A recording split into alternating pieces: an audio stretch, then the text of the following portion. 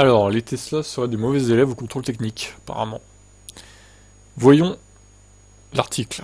Comme chaque année, la branche automobile du TÜV Sud dévoile son bilan du contrôle technique en Allemagne. Cet organisme rassemble les données de centres de contrôle technique outre-Rhin, avec comme toujours un classement qui en dit long sur l'état du parc automobile allemand. Et pour 2024, il semblerait que les premiers passages des modèles 3 ne soient pas bons.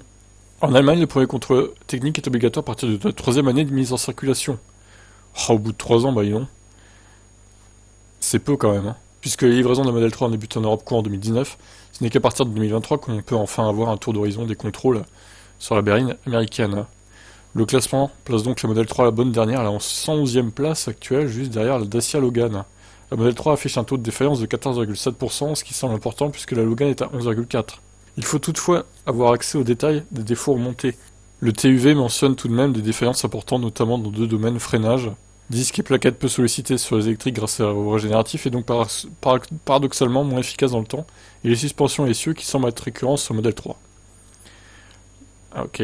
Le TÜV aurait un premier élément de réponse sur est-ce que c'est la voiture électrique fautive ou la Model 3. Chez Tesla, il n'y a pas d'intervalle d'entretien à l'inverse d'autres constructeurs qui vendent des voitures électriques.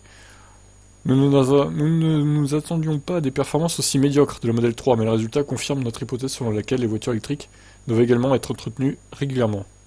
Parallèlement, la vieillissante e-Golf est à la 4ème place du classement avec 2,6% de taux de défaillance. La Zoé se classe 49ème avec 5,1% de taux de défaillance.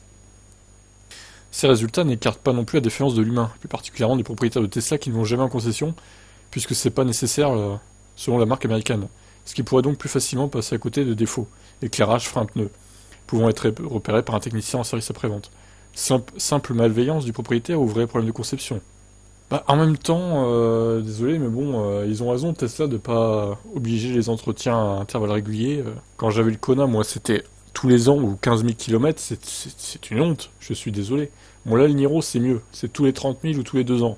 Là, c'est mieux, c'est plus acceptable déjà. Mais pour une voiture électrique, tous les ans et tous les 15 000, non.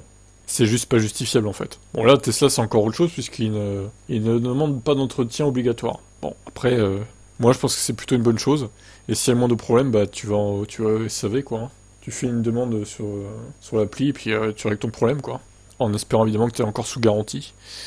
Du coup, je continue. Nous avons besoin d'un ajustement du contrôle technique général pour les voitures électriques, précise Joachim Boller, directeur général du TÜV. Il demande notamment des outils pour pouvoir évaluer plus en détail les batteries et les composants haute tension à l'heure actuelle.